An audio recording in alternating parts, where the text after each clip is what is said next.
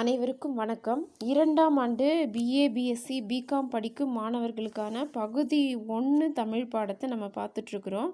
இதில் 4ஆம் பருவத்துக்கான சங்க இலக்கியம் 4ஆம் பருவத்தில் இடம்பெற்றிருக்கின்றது.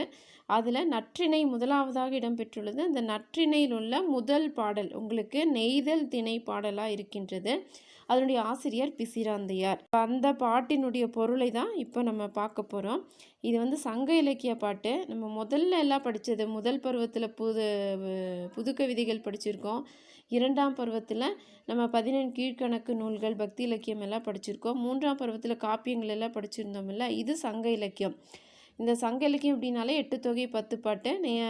இன்னொரு காணொளியில் கூட நான் சொல்லியிருக்கேன். அந்த 8 தொகையில் முதலாவதாக வைத்து போற்றப்படும் நற்றிணையிலிருந்து உங்களுக்கு 2 பாடல்கள் பாடப்பகுதியில் இடம்பெற்றுள்ளன. அந்த 2 பாடல்களில் முதலாவதாக இடம்பெற்றுள்ளது இந்த பாட்டு. இந்த பாட்டுக்கான அந்த சூழ்நிலை என்ன அப்படின்னு, நீ உணர்ந்தனையே தோழி அப்படின்னு இந்த பாட்டு ஆரம்பிக்கும்.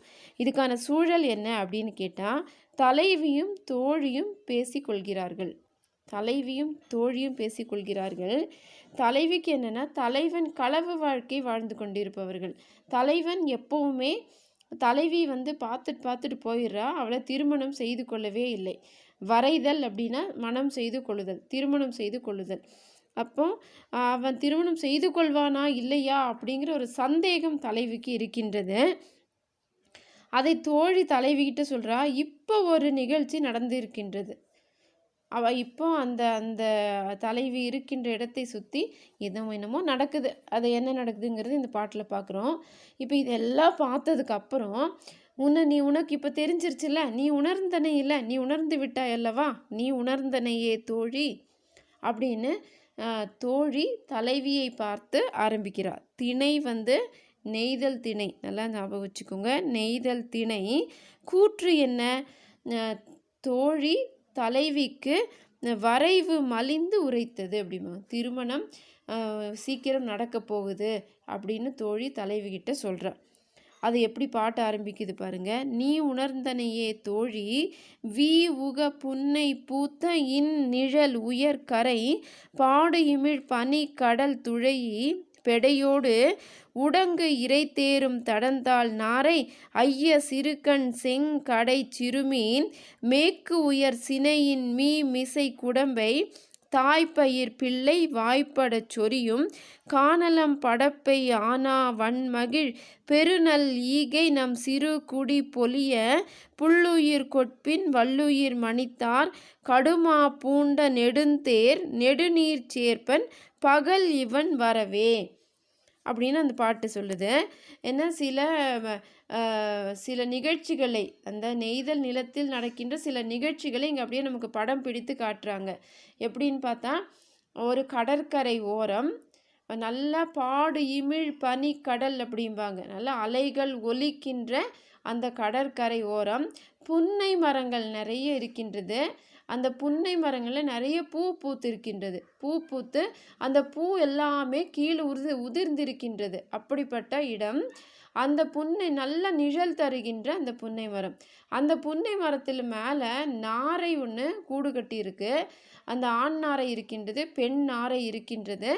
அதற்கு தன்னுடைய குஞ்சுகளை அந்த கூட்டுக்குள்ளே வச்சுட்டு அந்த ஆண் நாரையும் பெண் நாரையும் கீழே அந்த கடற்கரை ஓரமாக இந்த மீன்களை, அந்த மீனை தானே பிடிச்சி சாப்பிடும் நாரையெல்லாம், அந்த மீன்கள் வருவதை பார்த்து அந்த சின்ன சிறு கண் செங்கடை சிறு மீன், சிறிய கண்களை கொண்ட, சிறிய செம்மையான சிவந்த கண்களை கொண்ட சின்ன மீன், அதான் பிடிக்கிறேன், பெரிய மீனை பிடிக்கல.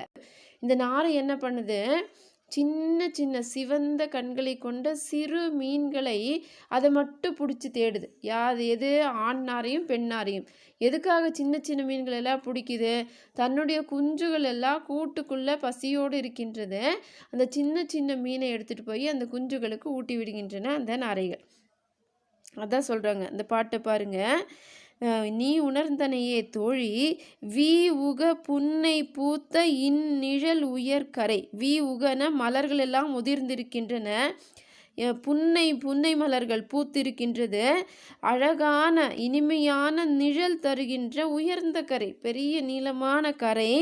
அந்த கரையில் பாடு இமிழ் பனி கடல் துழை, அலைகள் ஒலிக்கின்ற அந்த கடலை துழாவி பெடையோடு தன்னுடைய பெண் நாரை, பெடைனா பெண் நாரை, இந்த பெண் நாரையோடு சேர்ந்து உடங்கு இறை தேரும், ஒன்னா சேர்ந்து இறை தேடுகின்ற தடந்தாள் நாரை, நீளமான கால்களை கொண்ட அந்த நாரை. நாரை எதை தேடுது? ஐயா சிறு கண் செங்கடை சிறுமீன், சிறிய கண்களை கொண்ட செம்மையான கண்களை கொண்ட சின்ன சின்ன மீன்களை பிடிச்சி மேற்கு உயர் சினையின் மீமிசை குடும்பை, மேலே மரத்துக்கு மேலே கிளையில் கூடு கட்டி இருக்கு. அந்த கூட்டில் இருக்கின்ற தன்னுடைய குஞ்சுகளுக்கு தாய்ப்பயிர் பிள்ளை வாய்ப்பட சொரியும். தன்னுடைய வாயில் கொண்டு போய் தன்னுடைய குஞ்சினுடைய வாயில் ஊட்டி விட்டுட்டு வருது அந்த மீன்களை, சின்ன மீன்களை.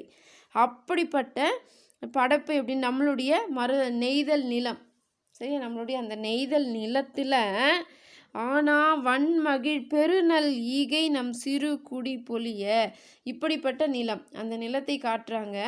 அது காட்டிட்டு நம்மளுடைய ஊரே, நம்மளுடைய சிறு குடியே பொலிவு பெறும் அளவிற்கு ஒருத்தர் வந்துட்டுருக்கிறான். யார் வந்துட்டுருக்கிறா அப்படின்னு பார்த்தா, புல்லுயிர் கொட்பின் வல்லுயிர் மணித்தார், அவனுடைய தோளில் மாலை அணிந்திருக்கின்றான். அந்த மாலையில் வண்டுகள் எல்லாம் மொய்க்கின்றன. அப்படிப்பட்ட ஒரு மாலை, பூக்கள் நிறைந்திருக்கின்ற, வண்டுகள் நிறைந்திருக்கின்ற நல்ல மாலை அணிந்திருக்கின்ற அந்த ஒரு தலைவன், கடுமா பூண்ட நெடுந்தேர், நல்லா விரைந்து ஓடுகின்ற குதிரைகளை பூட்டிய அந்த நெடுந்தேர், அந்த குதிரைகளினுடைய கழுத்தில் அந்த ஒலியும் கேட்கின்றது. அந்த மணி கட்டி வச்சிருக்கிறாங்கல்ல, அந்த மணி ஓசையும் கேட்கின்றது, அந்த தேரினுடைய ஓசையும் கேட்கின்றது. விரைந்து வருகின்ற அந்த குதிரையை அந்த தேரில் செலுத்தி நெடுநீர் சேர்ப்பன், நம்மளுடைய சேர்ப்பன் அப்படின்னா நெய்தல் நில மக்களுக்கு, நெய்தல் நில தலைவனுக்கு பேர் சேர்ப்பன் அப்படின்னு. அந்த நெய்தல் நில தலைவன் பகல் நேரத்தில் இங்கே வந்திருக்கின்றான். இப்போ களவு வாழ்க்கை வாழ்கிறாங்க அப்படின்னா பொதுவாக இரவு நேரத்துலேயோ யாரும் பார்க்காதப்போவோ வந்துட்டு போகிறது தான் வழக்கம். இந்த சேர்ப்பன் என்ன பண்ணுறா, இப்போது யாருக்கு தெரியாமல் வரல, மெதுவாக நடந்து வரல, அவன் என்ன செய்கிறான், அப்படியே கம்பீரமாக தேர் எடுத்துட்டு தேரில் குதிரைகளை பூட்டிட்டு குதிரையினுடைய ஒலியும் குதிரையினுடைய சத்தமும் கேட்கின்றது. அவனும் நல்ல அப்படியே மாலை அணிந்து அப்படியே பெரிய மன்னன் வர மாதிரி வரான். தேரின் ஒலி, குதிரைகளின் ஒலி பகல் நேரத்தில் எல்லாருக்குமே தெரிகிற மாதிரி பகல் நேரத்தில் இங்கே வந்துட்டுருக்குறான். இப்போ இதை பார்க்குறப்போ உனக்கு என்ன தோணுது? யார் கேட்குறா? தோழி தலைவிகிட்ட கேட்குறா. இதெல்லாம் பார்க்குறப்போ உனக்கு என்ன தோணுது? அவன் விரைவில் உன்னை திருமணம் செய்து கொள்வான் என்பது உனக்கும் தெரிஞ்சிடுச்சுல்ல அப்படின்னு சொல்கிறார். அது உனக்கும் தெரிந்தது தானே, நீ உணர்ந்தனையே தோழி அப்படின்னு தோழி தலைவியை பார்த்து சொல்கிறா. சரியா? அந்த புன்னை மரங்கள், அந்த நாரை, இந்த தலை, இது எல்லாமே எதுக்குன்னா அந்த நாரை ஆண் நாரையும் பெண் நாரையும் சேர்ந்து இறை தேடுது. இதெல்லாமே அந்த குடும்பம் நடத்துகின்ற அழகை எடுத்து சொல்லுது. ரெண்டும் சேர்ந்து இறை தேடி தன்னுடைய பிள்ளைகளுக்கு கொண்டு போய் வீட்டில் பாதுகாப்பாக வைத்திருக்கின்ற தன்னுடைய குழந்தைகளுக்கு கொண்டு போய் ஊற்றுறது. இதெல்லாமே அந்த குடும்பம் நடத்துகின்ற அந்த இல்லறத்தினுடைய சிறப்பை வெளியெடுத்து குறிப்பால் நமக்கு உணர்த்துகின்றது. இப்படி இந்த பாட்டினுடைய பொருள். இதுக்கான விளக்க உரையை நான் உங்களுக்கு அடுத்த காணொளியில் போடுறேன். இந்த பாட்டினுடைய பொருள் மட்டும் இதில் தெரிஞ்சுக்கோங்க. நன்றி.